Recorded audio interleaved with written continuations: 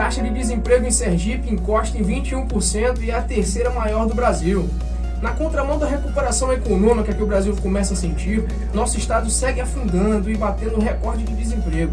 Segundo dados de pesquisa nacional por amostra de domicílios contínua, o PNA-EAD, índice de desemprego em Sergipe subiu mais de 3%, indo de 18 para 21 em apenas 3 meses. Essa realidade é refletida nas ruas com o aumento do número de vendedores ambulantes e pedintes. Nosso estado enfrenta uma grave crise que não temos ainda real dimensão. Então, Flávio, vamos falar sobre este primeiro assunto aqui. Gostaria de ouvir aqui as suas primeiras colocações sobre isso, sobre essa situação calamitosa do nosso estado. Então, Feiju, né? A gente tinha comentado sobre isso já um pouco na semana passada, né? A gente trouxe aqui um comentário falando sobre a recuperação econômica que o Brasil está iniciando, né? Depois desses meses todos de lockdown, desse tempo de pandemia. E nós vimos, né, que o Brasil ele está obtendo um resultado bom comparado aí às outras, muito bom, né, comparado a outros países, né, com crescimento de 1,2 no primeiro trimestre, balanço comercial de 9 bilhões, né, ou seja, num período curto. Ou seja, nossa economia está se recuperando, a economia do Brasil. Agora aqui em Sergipe, né, o que nós vemos é um desastre, é uma terra arrasada, é um cenário desolador. É muita gente desempregada, muita gente indo para o mercado informal para poder conseguir levar seu pão de cada dia para casa. É um cenário que realmente desanima, né, a população daqui do estado. Tem muita gente indo embora de Sergipe por conta desse desemprego, por conta dessa taxa enorme, né, de desemprego que Sergipe está vivenciando. E isso também, eu pegar aqui alguns dados, né, para trazer aqui, né, nós temos esse dado é de 2015, é um pouco atrasado, mas isso reflete aquilo que a gente fala, né? São 15 anos de governos petistas, 15 anos de governo de esquerda aqui em nosso estado. E essa herança maldita, né, nós estamos carregando agora, de cada vez de forma mais evidente, cada vez de forma mais clara, ela se manifesta para toda a população, né? E o que nós temos aqui, né, o IDH de Sergipe, ele é o 20º do país, ou seja, está abaixo de praticamente todos os estados, só acima de alguns estados aqui da própria região Nordeste, que também é governado por governadores petistas, governadores de esquerda.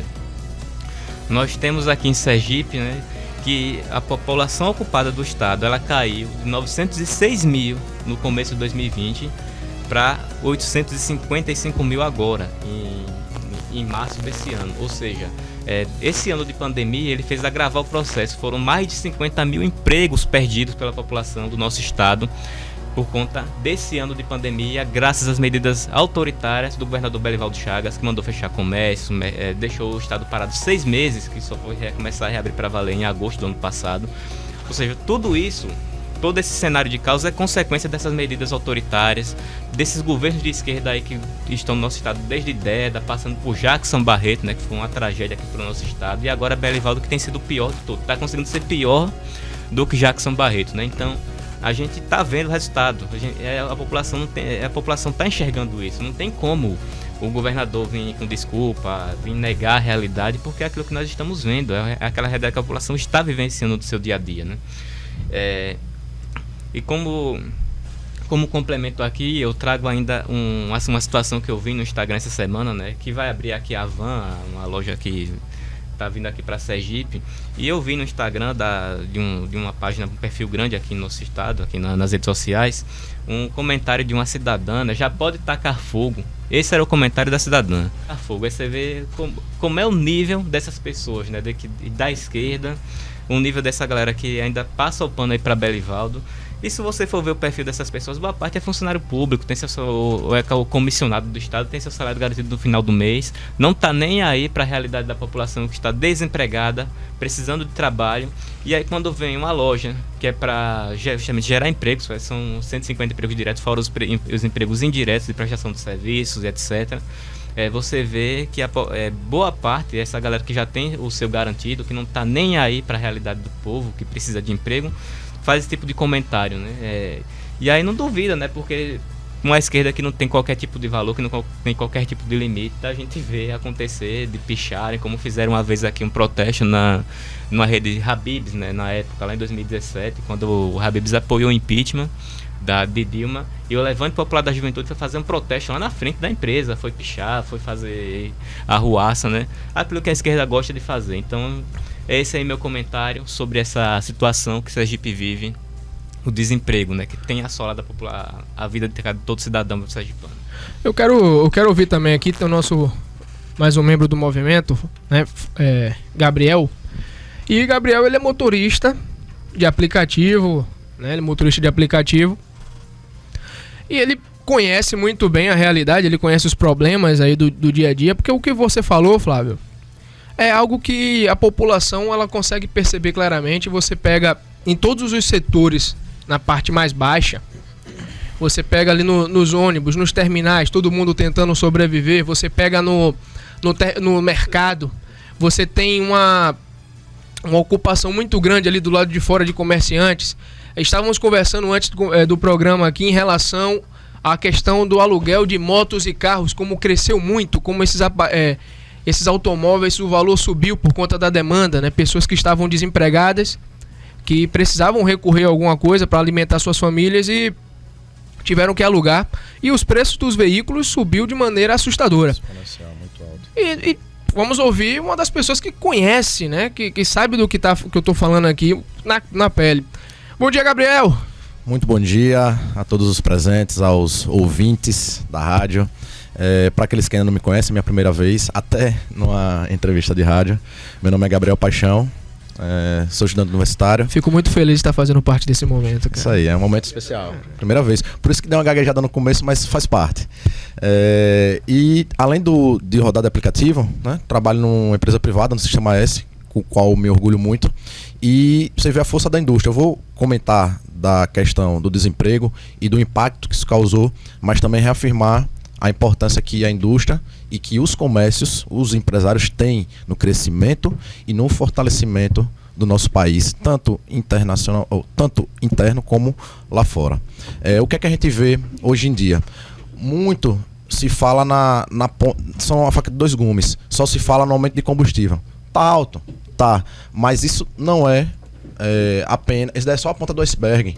Né? Eu tenho certeza, fechar comércio desde o ano passado, né, impacta muito mais nas vidas das pessoas, né? Questão da depressão, questão da falta de renda. Se não fosse o governo federal reafirmar aqui, foi recurso do governo federal, auxílio emergencial, que muitos dos prefeitos e governadores no ano passado quiseram trazer o seu ônus, né, como se fossem eles que estivessem dando, né, aquele dinheiro, mas não.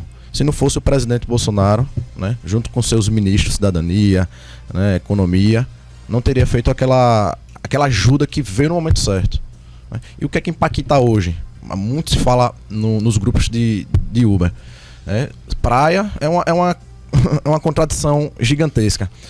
Abre-se a sábado, os comércios, shopping, fecha-se domingo, abre segunda.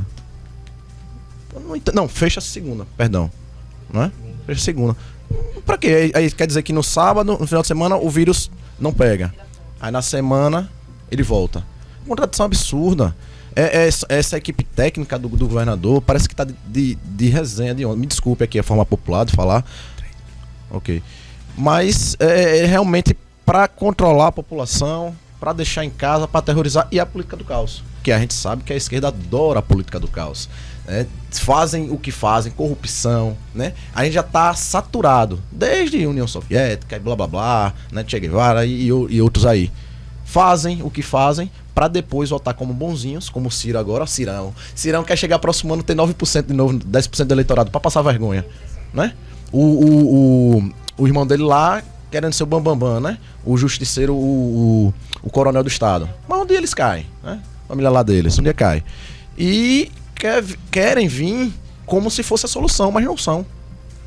Então eu deixo aqui o meu repúdio, mas também pergunto, faço um chamamento. O que é que falta aos comerciantes, aos empresários? Dizer basta, já passou da hora.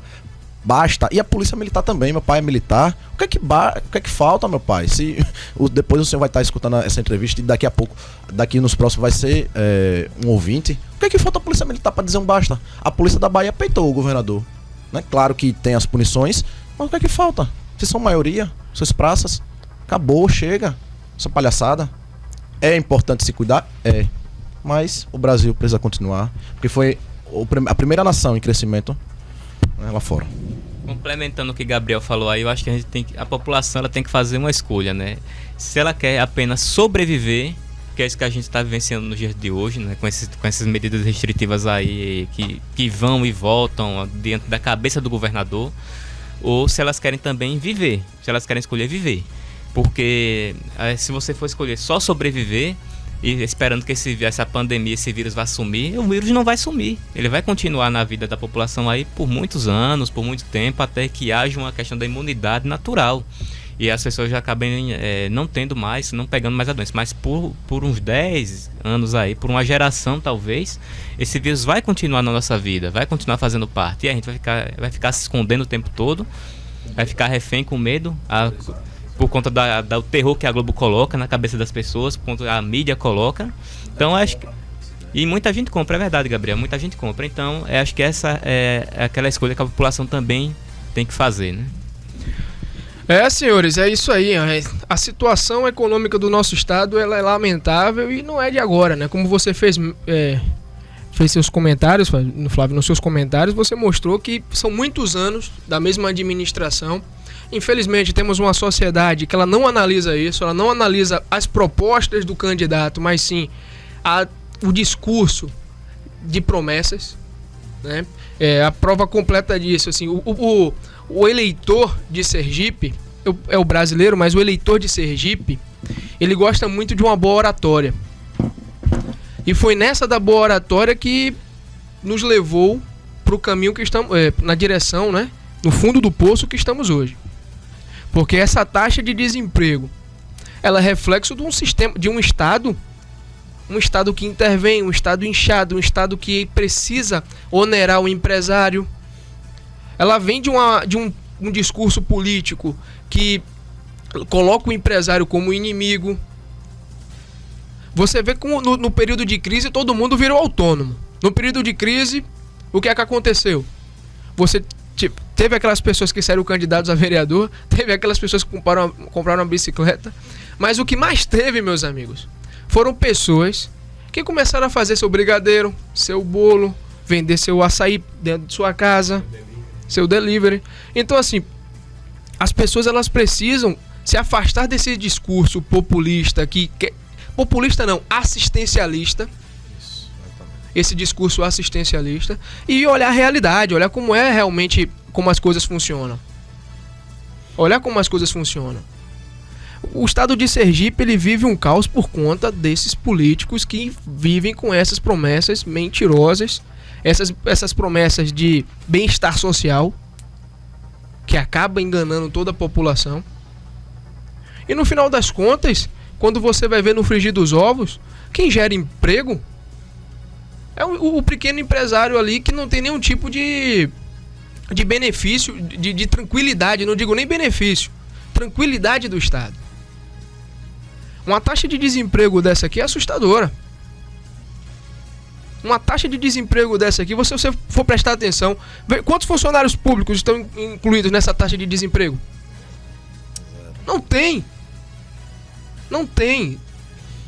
Então, assim, a população ela precisa acordar, ela precisa analisar, né, como vocês estavam falando, governos, administrações. Desde quando isso aqui virou um país dito democrático, que a gente pode votar para governador, né? As administrações foram intervencionistas. As administrações foram administrações que só falavam nessa situação de bem-estar social para ganhar o voto. Hoje você tem um dos maiores ICMS do Brasil para manter a máquina pública. Você tem uma carga tributária monstruosa. Você tem uma burocracia monstruosa para manter o empresário todo amarrado.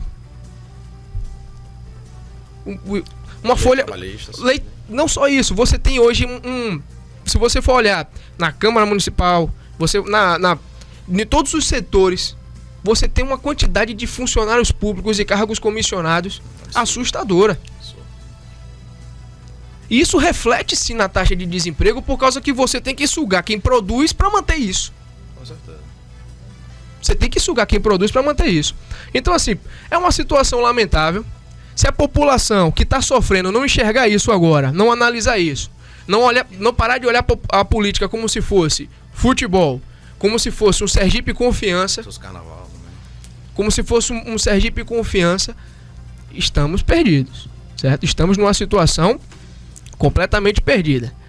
Vamos falar da CPI da pandemia, ou CPI da cloroquina, ou CPI da Copa América, né? CPI do circo. Vamos lá. Enquanto aprova quebra de sigilo telemático dos ex-ministros General Pazuello e Ernesto Araújo, comissão segue blindando Carlos Gabas.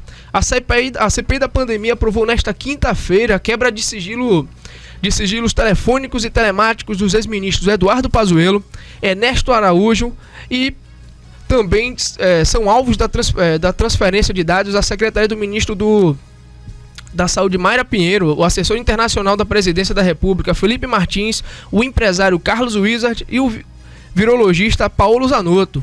Os dois últimos são apontados como integrantes de um gabinete paralelo que orientava o presidente Jair Bolsonaro no enfrentamento ao coronavírus. O senador Alessandro Vieira é o autor de 21 dos 23 requerimentos aprovados. Segundo ele, a quebra de sigilos de Ernesto Araújo busca apurar uma lamentável negligência do ex-chanceler para conseguir vacinas e insumos para o Brasil. A transferência dos dados permitirá avaliar os esforços que foram ou não enviados. Tá escrito errado aqui. A autonomia ou não da sua atuação, a existência ou não de planejamento. Enquanto isso, mas foi retirado de pauta a pedido de Humberto Costa, do PT, requerimento de convocação do secretário executivo do consórcio do Nordeste, Carlos Gabas. Texto será validado na próxima terça-feira, no dia 15. Vocês sabem quem é Carlos Gabas. Vamos começar aqui. Ô Flávio, fique à vontade. Comece falando sobre isso, sobre essa CPI. Eu vou deixar o Gabas aqui para você, Feiju. Eu vou comentar aqui um pouco sobre... Eu vou introduzir esse consórcio Nordeste aqui para a população, né? Esse consórcio Nordeste, né, foi criado no começo lá de 2019 por esses governadores aqui do Nordeste. Governo de esquerda, né? O governador Wellington Dias, do Piauí, governador do Maranhão, o seu Flávio Dino, que é do PCdoB, Partido Comunista do Brasil, o governador da Bahia, Rui Costa, né, do PT. Toda essa galera, né, eles criaram esse consórcio Nordeste com o objetivo, claro, de fazer um governo, esse sim, um governo paralelo, né? Fala-se tanto em gabinete paralelo agora, a gente tem um governo paralelo aqui no Nordeste que coloca determinadas diretrizes contra as posições do governo federal. E esse governo paralelo, inclusive, teve uma reunião com o embaixador russo, que Eliane Aquino se encontrava. E eu digo, qual o interesse de Eliane Aquino ir para a Rússia para se reunir com o governo de lá, e que tipo de acordo é esse, né? Então, a gente fica de se questionar, né? Esse consórcio, ele tem custos, né? Ele tem um investimento que o governo do estado tem que fazer nesse consórcio, um investimento anual. Então, é o dinheiro nosso, é o dinheiro do povo que está indo para esse consórcio, que é um governo paralelo que não apita em nada, que acaba só faz, como foi a questão dos respiradores, né? Acaba servindo para fonte de corrupção. Os respiradores que nós sabemos que foram investidos 50 milhões, né? O governo do estado investiu 4,9, só o governo de Sergipe, 4,9 milhões de respiradores que nunca chegaram. Então, fica esse questionamento para a população, né? Esses governadores, né? Qual o objetivo deles em estar com esse consórcio Nordeste? Quais são, de fato, qual é de fato a atuação desse consórcio em relação à pandemia? O que é que ele tem feito de bom? Porque até agora a gente só viu no caso desvio de recursos, né, em relação a esses respiradores. São muitos questionamentos aí que ficam em relação a esse consórcio. E em relação à CPI, né, eu quero destacar aqui essa situação desse tal de gabinete paralelo, né, que tem sido o foco agora dessa CPI, é tentar encontrar um crime para que se coloque um impeachment de Bolsonaro. Que esse é o objetivo, claro, ali da CPI, né? A CPI, ela coloca pessoas ali, aquela tal de doutora Laura, né? Que é uma cantora que não tem nenhum trabalho científico, que não tem nada de produção científica, foi lá na CPI para falar o que Renan Calheiros queria. E eles pegam esses depoimentos de pessoas que são alinhadas com o pensamento deles e utilizam lá para embasar um relatório que certamente já está pronto pelo seu Renan Calheiros, para tentar incriminar Bolsonaro Agora a gente pergunta em quê, né? É um crime imaginário. Essa CPI ela se baseia em abstrações, ela se baseia em ilações, em nada, porque fato concreto não existe. Essa CPI não tem nenhum fato concreto contra o governo federal até agora, ponto final. Essa é a realidade. E aí eles ficam inventando gabinete de paralelo, cloroquina, entendeu? Sendo que o que é que se podia fazer pela pandemia era isso naquela época. Era você buscar tratamentos, buscar ferramentas de se combater aquele vírus. E ainda que existisse um gabinete paralelo, e daí? Que existisse gabinete paralelo, e daí? Não tem nenhum problema. Qual o crime nisso? Qual o crime você ter em o presidente ouvir pessoas que são médicos, que são cientistas, que têm um pensamento diferente daquilo que o Mandetta tinha, de que era mandar as pessoas para casa, fique em casa até você sentir falta de ar e ir para o hospital para ser entubado? Então, qual o problema do presidente ouvir pessoas que têm um pensamento diferente? Nenhum. Não tem nenhum problema nisso, não tem crime nisso. Essa CPI está sendo porca, um bando de marginais dentro dessa CPI estão tentando fazer um relatório para tentar incriminar o presidente em nada, com base, botavam crime de responsabilidade, porque não comprou vacina, porque... Cara, isso é ilação. Isso é abstração.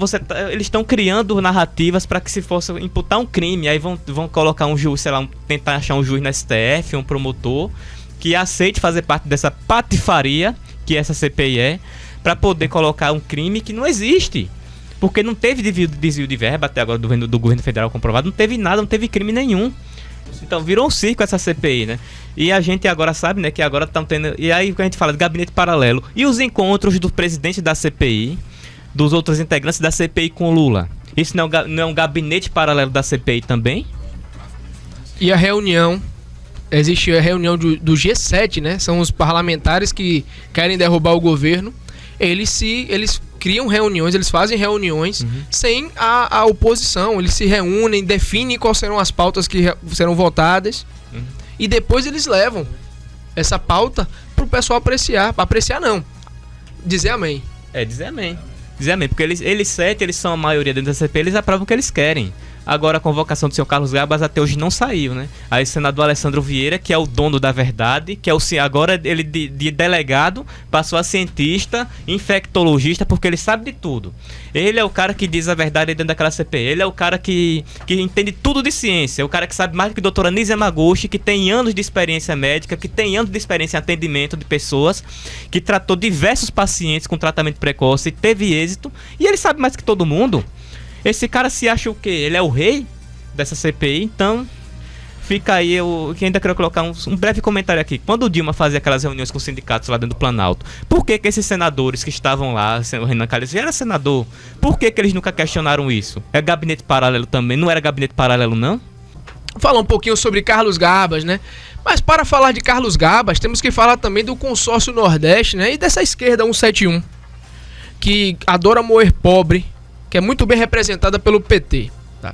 O consórcio Nordeste foi criado como um governo paralelo e no seu projeto inicial tinha até uma força militar independente. O bloco de resistência bolchevique do Nordeste se profissionalizou em escrever cartinhas de repúdio e simplesmente vendeu seu território para a China. Vendeu seu não, o nosso território para a China. Fora isso, nada de concreto foi desenvolvido para o povo dessa região, a região Nordeste. Durante a pandemia, o consórcio Nordeste mostrou para que veio. No momento mais traumático, os governadores do Nordeste protagonizaram um escândalo de corrupção envolvendo respiradores que nunca chegaram. E o seu destino final? Cadê? Está sendo investigado até hoje, senhores, né? Provavelmente investigado aí com sigilo. É nesse momento que entra o senhor Carlos Gabas. O senhor Gabas foi ministro da Previdência Social do Brasil por 2 momentos. Um no governo Lula, quando trabalhou no período de 30 de março de 2010 até 1º de janeiro de 2011, e depois no governo Dilma, no período de 1º de janeiro de 2015 até 2 de outubro do mesmo ano. Ele teve um breve momento também em 2018, mas não vale nem a pena a gente conversar sobre ele, né? O ex-ministro foi investigado na Operação Custo Brasil da Polícia Federal. Ele foi alvo de condução coercitiva e busca e apreensão. Na sua casa, senhores, pasmem, como fala aqui o nosso querido Gilmar, na sua casa foi encontrado muitos artigos de luxo, como canetas Montblanc. Eu não sei, eu passei meia hora vendo como é que fala essa caneta aí. Montblanc, aí ó, fui corrigido pelo deputado aqui. canetas Montblanc, que custam entre 15 a 25 mil reais. Ele tem uma coleção. E também relógios Rolex, no valor de 100 mil reais. É difícil explicar como esse servidor público conseguiu tudo isso com seu salário, né? A Operação Custo Brasil investiga desvio de mais de 100 milhões de reais com empréstimos consignados de servidores federais. Um documento produzido pela Receita Federal revela que o ex-ministro da Previdência Social, Carlos Gabas, pagou 48 mil para a filha do ex-presidente da Prev, né, ele é presidente do Fundo de Pensão de Servidores do Banco do Brasil, pelo aluguel de uma mansão que ela morava em Brasília. O senhor Gabas tem uma posição de chave, senhores, no consórcio Nordeste. Ele é responsável por compras de vacinas, insumos e equipamentos. Ele estava à frente da compra desses respiradores que nunca chegou. Hoje o senhor Gabas, ele é blindado, ele é o homem mais blindado do Brasil nessa CPI. Aí você pergunta, e o PT? Ele é um fiel escudeiro do PT, senhores. Ele é um fiel escudeiro do PT. Humberto Costa, o senador Humberto Costa, o senador Rogério Carvalho tentam blindar a todo momento esse cidadão. Você vê que já quebraram o sigilo de pessoas que não tinham nada a ver, colocam como se fizessem parte de um governo paralelo, uma secretaria, um gabinete paralelo, mas não investigaram esse cidadão que comprou 300 respiradores numa loja de cannabis especializada em produtos para com remédio de canabidiol, e esses respiradores nunca chegou. Isso é um absurdo.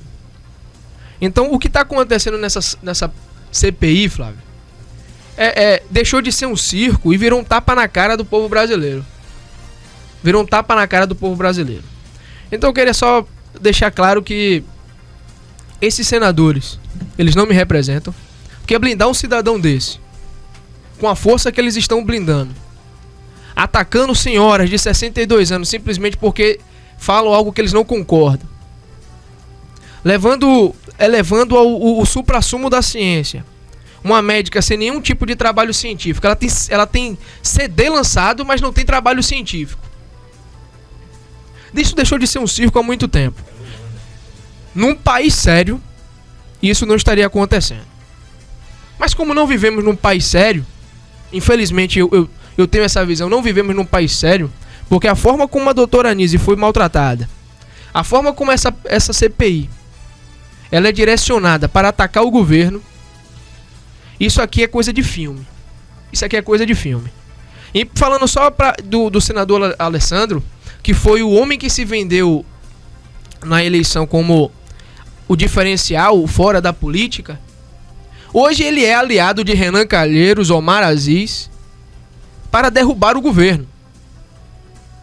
Essa CPI ela é para tirar o foco das reformas do nosso país que queriam melhorar a vida do cidadão mais carente. Esse hoje é a função de Alessandro Vieira: atrapalhar o Brasil para alcançar os seus objetivos políticos. Essa é a missão de Alessandro Vieira hoje, com essa CPI.